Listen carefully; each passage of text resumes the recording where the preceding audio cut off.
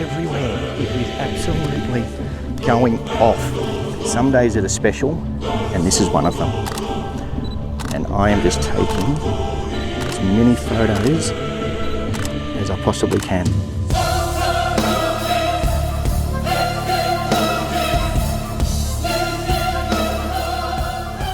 And there we go, perfectly straight horizon. So that's where we started, and now look where we've taken it. Hello, and thank you to everyone for all the support over the last year. It's been a big year. If you like what you see here, please give it a thumbs up. It does help the channel. This one, yeah, I had a plan for this video. The plan went out the window. Decided to turn this one into a panorama video, okay? So I'm going to show how I shoot the panorama, and then eventually I'm going to show the process of putting the panorama together. So stick with it. The editing process is fairly long, but I'll cover a few different aspects, especially with Lightroom. Lightroom has some limitations with panoramas, and there's a really cool tip towards the end in Photoshop of how to get those wonky horizons nice and straight. So stick with it, it gets better at the end. So thank you again to everyone, and I hope you enjoy the video. So today is going to be something a little bit different because I've bought out the old Canon 50D. So my normal camera is the Canon 6D, but today, for your viewing pleasure, I've got the Canon 50D with essentially a kit lens, 17 to 85, 15 megapixel APS-C sensor. We're just going to put it through its paces, okay? I want to test it out. It looks like we're going to get a good sky, so I'm going to take some photos with the old 50D and see what we can get out of it. Okay, so camera settings. We're in manual mode. ISO is set to 100. And because I'm with an APS-C sensor, I'm actually going to take my aperture down to around about 6.3. Okay, that's going to give me enough depth of field that I'm going to get that tree and my horizon in focus. And then all I'm doing is changing my shutter speed to get that histogram as far to the right as possible. So around about there, 50th of a second, 6.3, and now we're ready to shoot. Okay, so now that I've got my settings, what I'm going to do is go into autofocus. I'm not going to use my live view because this camera isn't great with live view. And all I'm doing is focusing on my horizon and then switching back to manual focus. I've got color everywhere, so I'm going to do a panorama. Because we're in manual mode, nothing's going to change.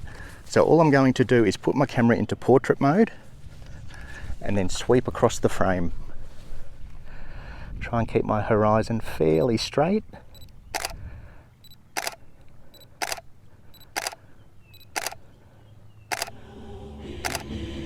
Okay, and that's my panorama. Now that the sky's going off, I'm just taking shots. I'm taking lots of shots. When the sky does this, just get as many shots as you possibly can. Okay, look at it. Have a look at it. How good is that sky? This is one of the best skies I've seen for a long time. Okay, so again, I'm in manual mode, so nothing's changing. Every now and then I'm reviewing my photos just to make sure that my highlights are under control. We'll do a quick edit on the photos, so then I can show you how much detail we can still get out of our shadows, even on an old camera. I cannot believe what is happening when I've got the 50D. Okay, so excuse my not talking too much. It's everywhere. It is absolutely going off. Okay, so I really want to preserve those highlights. So what I'm doing is I'm deliberately underexposing. If we go too far, we're going to lose our sky. If we underexpose, we're going to keep all that colour without blowing out our highlights. So somewhere around about there is looking good. I can't believe what's going on. This is amazing. Absolutely amazing.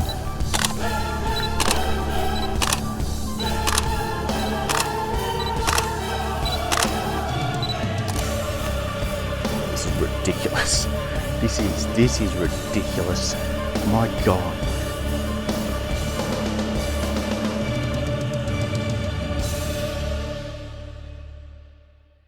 Okay, and now for the editing side. So what I've done here is I've deliberately picked out the panorama that's going to need the most work. Okay, so as you can see from these raw files, very crooked horizon, and we've got a fair bit of barrel distortion as well. Okay, so this, remember, this is an old camera, an old lens, not one of the greatest lenses ever made. Better lenses will get you a nicer, straighter horizon, less barrel distortion. But this is going to be a good example of a bad example, if that makes sense. So I'm going to show you the simplest and easiest way to stitch together a panorama in Lightroom. Stick with it because I'm going to show you a couple of examples and reasons why I think Photoshop is a much better option for stitching your photos together.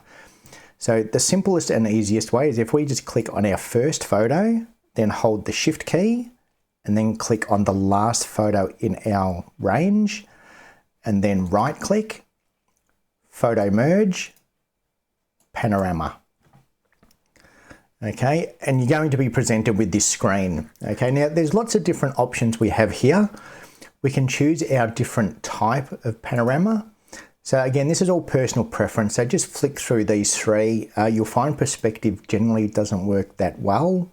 Works really good with buildings.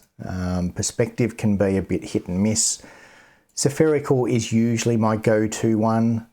Cylindrical is okay, but I think it just stretches the image too much in this case. And we can fill edges. That is going to use AI to fill your edges. It's okay, but again, it's something that I don't like to use. The boundary warp tool can be good as well. So if we crank that up to 100%, you'll see it just kind of stretches and warps the image to make it fill the frame. Okay, again, this is something that I don't like to do. Auto crop is okay, but again, this is a bad example, okay? And the whole point of this is to show you how we can turn this into a nice, straight, clean panorama, okay? So I'm going to hit merge anyway, just to show you why Lightroom is not your best option.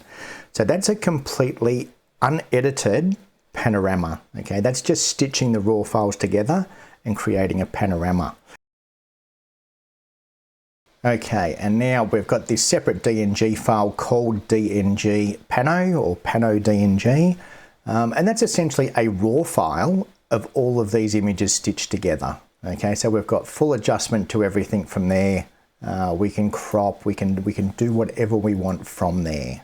Okay, but as you can see, the horizon is very uneven. Now, one little, I guess it's a downside to Lightroom, is if we go through, and I'm going to apply my Seascape preset, because what that's going to do is enable the lens profile. Okay, so that's going to straighten our horizon a little bit. I'm going to change my white balance just so we can see what's going on here. And then I'm going to do a quick sync of all of those settings for starters. So I'm going to sync all of them. Now those raw files have the exact same setting applied to them. Now I'm going to go and straighten my horizon as best as I can on each image. Okay, so now they're all edited, they're all straightened, they're all ready for a merge. This is where Lightroom, this is a bit of a downside to Lightroom. If we hold shift on that first one, so we've done all our edits, we've corrected our profile, we've straightened our horizon. If we then do that same process again, it doesn't make a difference, okay? All it's done, it's applied our color preset. So I'm just gonna merge that, okay? And now if we have a look at our original raw file, so let me just reset that because I did a quick crop to it. And then our supposedly edited, as you can see, we've still got all this warp on the horizon. It's only working off the raw file. So regardless of what you do here to edit your photos, Lightroom will still revert back to applying that panorama preset to your raw file. Okay, all it's done is it's changed my white balance, it's changed all of these highlights and shadows. It hasn't applied anything else, okay? It has just applied the color settings to my original raw file. Okay, so this is where Photoshop is a much better option. So what I'm going to do this time is I'm going to select our first image, same as before, hold shift, select our last image, but this time let me just change that color balance. It's just a little bit too cool. Just warm it up, sync everything except for the crop, check all, undo the crop and synchronize. So that should just check the white balance for us. Okay, so now what we're going to do, rather than merge it through our photo merge in Lightroom, what we're actually going to do is go up to Edit In, and what we're going to do is merge to Panorama in Photoshop. And you watch the difference this makes. So now what it's going to do, it's going to take into account all of those edits we've done, And I find that the auto setting is a good starting point. So this is one of those things, if you don't get the result you want, just try some of these different ones. But as a general rule, auto works pretty well. And we're just going to press OK. And then Photoshop will do its thing, and it may take a while depending on how big the files are, but you'll find that the Photoshop merge just works a lot better than Lightroom, okay? And as you can see there's our photos stacked together. It's already much better than Lightroom because now it's working off the photos that we've edited, where Lightroom's only working off those raw files. Adobe Camera Raw is exactly the same as Lightroom. If we just select all of them, right click, and merge to panorama, it's going to do exactly what it does in Lightroom. So what we want to do is we want to edit all of our images first, okay? And then all we do is click on the first one, Control and A for all. We'll select all of our images and then just simply open them in Photoshop. Okay, and then once they're all opened in Photoshop, process is a little bit different. What we do is we go up to File and we come down to Automate, and then we go down to Photo Merge. So select Add Open Files, and that's going to open all the images that we've just brought in. Okay, and again, just stick with auto for starters. If auto doesn't work, just play around with your different types of blends and then press OK. Okay, and as you can see, Photoshop's done a much better job. Okay, so once we've corrected our images, straightened our horizon, Photoshop, it has a much easier time to stitch the panorama together when it can see everything lined up. No matter, there's our edited version in Lightroom, and as you can see, horizon's still crooked. And then we look at Photoshop and it's perfect. Okay, so get all your photos sorted in Lightroom first. Or if you want to do it directly in Photoshop, same thing, okay? Edit all your photos in Adobe Camera Raw first, and then open them in Photoshop. Okay, but as you can see, that's a much better merge. So all I'm going to do now is go up to Layer and Flatten Image. Okay, and now we've got our panorama. But if we zoom in, we're going to see there's a few little spots where it hasn't stitched together. So there's a little bit of an up and down there.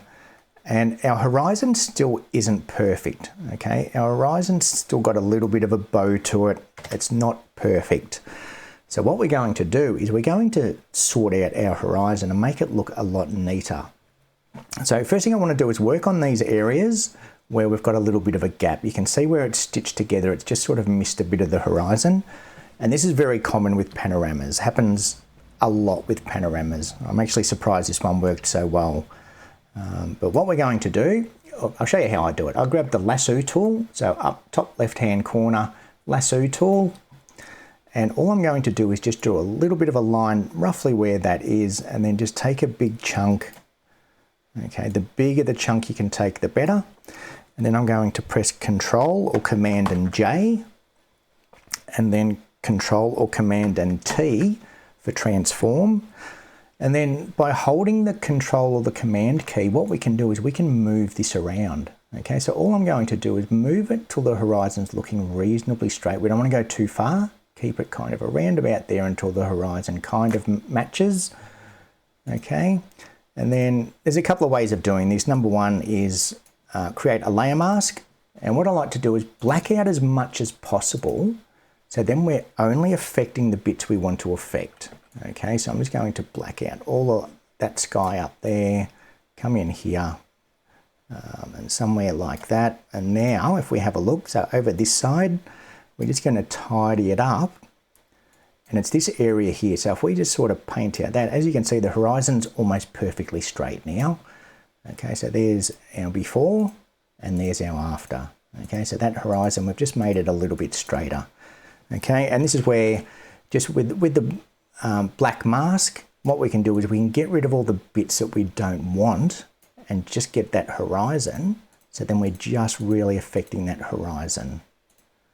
Okay, and then again, we just go up to layer and flatten image.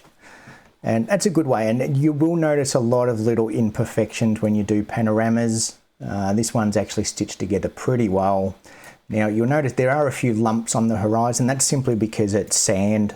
The sand has got a lot of ups and downs to it. This works really well on a straight horizon with water. where you can get a nice even horizon.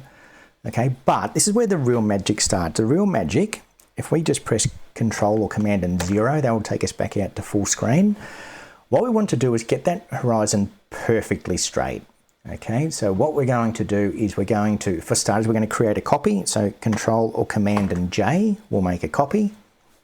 Grab our Move tool, and then if we press Control or Command and R for ruler, okay, that's going to bring up this grid line at the top. Now with that there, what we can do, if we click in this grid line somewhere, click and drag, we can bring down a grid line. And I'm just going to put that kind of at the base of the tree. And now if we zoom in, we're going to see our horizon isn't perfect. Okay, it's got a few ups and downs. It's a bit all over the place, to tell the truth. Now this is almost like a little bit of a magic trick. What we're going to do is go up to Edit, Puppet Warp tool. Okay, so this Puppet Warp tool will put a mesh over your screen. Now the reason I make a copy is because the Puppet Warp tool needs to work on a copy. It can't work. You can unlock your background and it'll work. I prefer to work on a separate layer. Okay, so if anything goes wrong with this one, I've still got my original underneath. Now with this Puppet Warp tool selected, what we do, if we zoom in, what we can do is we can place little markers. So just by clicking anywhere on this image, it'll drop a little marker. Okay, so as you can see there, then if I hover over that marker until I see a little arrow, I can click and drag that and snap it onto that line. Okay, and we can place little markers wherever we want. So we can see the horizon starting to go a bit off there. The more markers we place, the better this works. Okay, so again, I know that horizon's not perfect because we do have some ups and downs in the sand, but to get it as straight as we possibly can, we're just going to place little markers, and then click and drag those markers onto our horizon. So we can see that it's dipping down here. Just going to click and drag. Okay, so we're actually clicking and dragging our horizon onto that line, which in turn should give us a perfectly straight horizon. And if we go to the other side, okay, along there is good. There's a mountain range in the background. So I know that that's roughly where my horizon is. That's all looking good there. Okay, it starts to dip here. So I'm going to put another little marker here because I know my horizon's straight there. Okay, and this is where it starts to dip. So I'm going to put one there, click and drag. And then that's pretty good. And then I'm just going to press the tick button and then Control and 0. And now we have a perfectly straight horizon. Okay. And if we look at our before and after, now this one was a pretty subtle effect, but now we know our horizon's perfectly straight because we've used a grid line to line it up. Okay, so that's how easy it is to straighten a horizon. So the key is get your images as straight as possible for starters, okay? Whether it's in camera, whether you edit them first. But yeah, the Lightroom merge to panorama isn't great, okay? You can do this exact same thing. So if I just go up to edit in Photoshop as an example, we can do that same thing with the Puppet Warp tool, but having a straight horizon to start with just makes life a lot easier. Okay, so I'm going to do the exact same thing again, just to sort of show you how it works. So again, we're going to press Control and J to make a copy. Okay, Control and R will bring up our ruler. Okay, and again, Control and R again, or Command and R will make it disappear. So Control or Command and R, grab in the ruler, drag down, and we want to put that roughly about there somewhere, and then go to Edit and Puppet Warp. Okay, and then we can just zoom in on our image. Okay, so there's our starting point. There's the start of our horizon, and we're just going to grab up here and drag that one down to our horizon level. Okay, and as you can see, because this one was very wonky to start with, it's going to take a little bit longer to fix. Okay, so yeah, key with panoramas, get your horizon as straight as you possibly can. Makes life a lot easier when you're working with something that's already relatively straight than trying to do lots of adjustments. But yeah, this Puppet Warp tool, really good way of getting those horizons nice and straight, especially when you've got lots of ups and downs. Okay, a crooked horizon's a different thing. Panoramas on the other hand, especially when you've got barrel distortion, uneven horizons, things can go very wonky very quickly. So this is just a very quick and easy way, and we can click above and below. Okay, and again, just press our tick tool, Control and 0, and there we go, perfectly straight horizon. So that's where we started, and now look where we've taken it. Okay, from there to there. So, and that's about it. Okay, if we want to just move that, we can click and drag that again. Again, Control and R or Command and R will get rid of our ruler. Okay, and then we can crop our image from there. And now we have a panorama with a perfectly straight horizon. Okay, so that's it for this video. Hopefully you did like it. Lots more to come in 2025. Really looking forward to the new year. Lots of big plans. A lot more videos similar to this where I want to spend more time out in the field actually taking photos and then show you the editing process. So if you do like this style of video, please leave a like.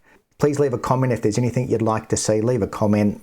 So thank you all again for watching, and I will see you in the new year.